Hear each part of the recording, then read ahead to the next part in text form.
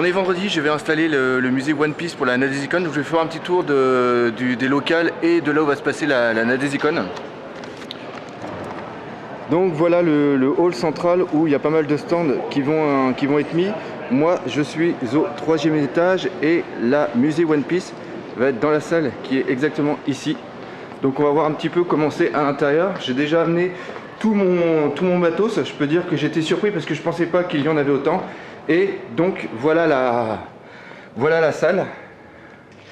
Alors pas mal de boulot pour pouvoir crocher tous les cadres, surtout que je ne dois pas faire de trous au niveau des murs. Il y a quand même des fenêtres, mais il y a surtout pas mal de murs pleins. Ça va être très bon pour tous les cadres. Après, comme en haut, il y a un projo et qui me permettra d'envoyer les AMV. Donc voilà, il me reste plein de boulot. Donc on se dit à tout à l'heure. Aperçu pour les cadres, donc c'est sûr que c'est pas très droit, mais je vais essayer de rectifier ça demain. Donc pas mal de problèmes pour pouvoir les crocher. C'est pas évident du tout avec du fil transparent de pêche. C'est vraiment pour jouer sur l'équilibre. C'est super dur, mais pour l'instant l'aspect général est plutôt pas mal.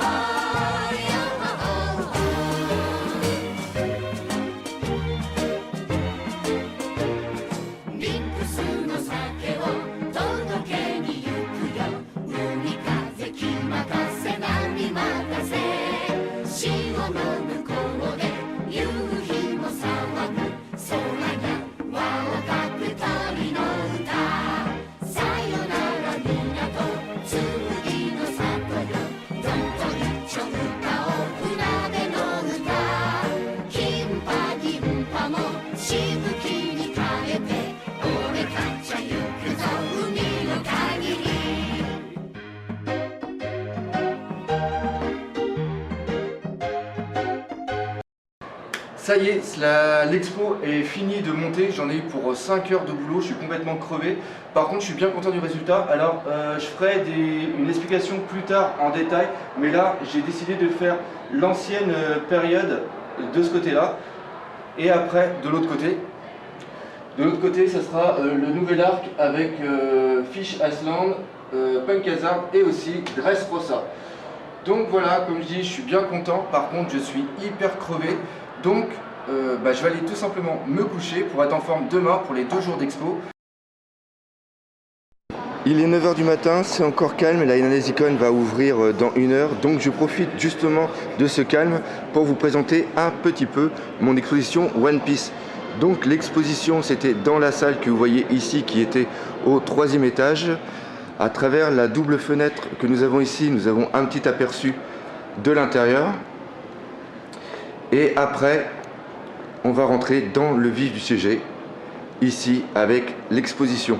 Donc je suis plutôt content car j'ai eu assez de cadres pour pouvoir meubler tous les murs. Il n'y a pas trop de vide, ça je suis plutôt content. Et j'ai décidé de faire 2 parties. Alors la partie que vous voyez ici, c'est tout ce qui va se passer avant les 2 ans, c'est-à-dire qu'on va avoir Alabasta, Drum Island, Impel Down, Marineford. Et après, on va arriver sur la période d'après les 2 ans, c'est-à-dire avec Fish Island, Punk Hazard et aussi Dressrosa. Et ce qui plaît pas mal, c'est ici un grand écran avec des AMV qui tournent en boucle. Alors vous m'excuserez un petit peu pour les cadres qui sont pas très droits, mais vu que je pouvais pas les crocher au mur, j'ai dû faire ça avec des fils et c'était assez difficile. Alors on va commencer ici. Là, ça c'était par rapport au premier film qu'il y avait eu, avec bien sûr un Cellulo et les Jenga, et après mes plus vieux Jenga qui datent du 5e épisode, avec juste en dessous, vous pouvez voir l'enveloppe de la Toei qui correspond à la plupart des Jenga. J'ai mis aussi ici un petit cahier pour les personnes qui voudraient écrire un petit mot s'ils trouvent l'expo bien sympathique ou alors nul à chier. Après là nous avons une dédicace de Eiichiro Oda et juste en dessous j'ai mis le diorama de Hit par rapport à Drum Asland avec Iluluk. J'avais pas de cheaté pour l'instant, j'avais pas encore mis les cheatés de Drum Asland, ça c'est un truc que j'ai complètement oublié. Après on arrive sur Alabasta, Alabasta bien sûr, deux classeurs avec des cheatés d'Alabasta. Ça c'est surtout sur Vivi et sa famille ainsi que les différentes personnes ainsi que les révolutionnaires. Après on a deux figurines de Vivi et Nami qui vont par rapport au cheaté que vous voyez ici et par rapport au Jenga dont le cheaté avait servi pour être réalisé. Après on arrive sur une planche, une reproduction de planche qui était à gagner à une époque pour fêter les 180 millions d'exemplaires de mangas vendus au Japon. Là on est arrivé à 400 millions et oui ça avance, ça avance. Et juste en dessous j'avais mis le diorama qui correspondait à la planche. Après on arrive sur des Jenga qui ont servi pour faire le film Alabasta avec en dessous des petits cheatés de crocodile et après la figurine de crocodile que vous pouvez voir ici et après pas mal de Jenga qui montrent toutes les personnes de Baroque Works. Mr. Tree, voilà. Donc un truc toujours en corrélation. Après on arrive sur l'arc Impel Down. Alors là par contre les cadres se sont un peu cassés la gueule donc j'ai dû les mettre ici. Il y en a un qui est malheureusement cassé. Et après on arrive sur le diorama de Hit. Ça serait bien d'ailleurs que j'allume la lumière. Attendez. Voilà, ça a quand même plus de gueule avec de la lumière. Et bien sûr le passage important quand Gap parle à Ace. Et justement là nous avons Ace et le cheaté qui a servi de base pour faire le décor par rapport à Hit. D'ailleurs j'ai mis ta petite carte à chaque fois sous les dioramas. Et après bien sûr des cheatés de Gap. Et là c'est une petite dédicace à Luffy Stud. Après on arrive sur le deuxième diorama par rapport à Impel Down que j'ai oublié d'allumer la lumière aussi. Voilà, vous m'excuserez. Donc voilà, là c'est la cellule de Jinbei avec Luffy, Ivankov et encore un Jinbei. Et après on a Magellan et au-dessus bien sûr j'ai toujours voulu mettre les cheatés qui correspondaient à la figurine ou alors au diorama. Après on passe sur Marineford, Marineford avec bien sûr Barbe Noire que vous voyez ici avec sa figurine juste en dessous. J'aimais bien parce que par rapport à la forme des mains correspondait bien à celle que nous avons ici par rapport au cheaté. Après un original, c'est-à-dire un Jenga avec l'attaque de Barbe Noire quand il a pris le fruit démon de Barbe Blanche. Et bien sûr le diorama qui correspond juste ici. Après des petits cheatés, Crocodile, Barbe Blanche et Sengoku. Et après bien sûr quelques petites figurines. Le diorama et après d'autres figurines encore et bien sûr les cheatés par rapport à l'arc Marineford. Alors maintenant on va passer sur les 2 ans avec Fish Island et non pas Iceland comme j'avais l'habitude de dire à un moment. Donc là bien sûr la princesse avec aussi un cheaté en couleur.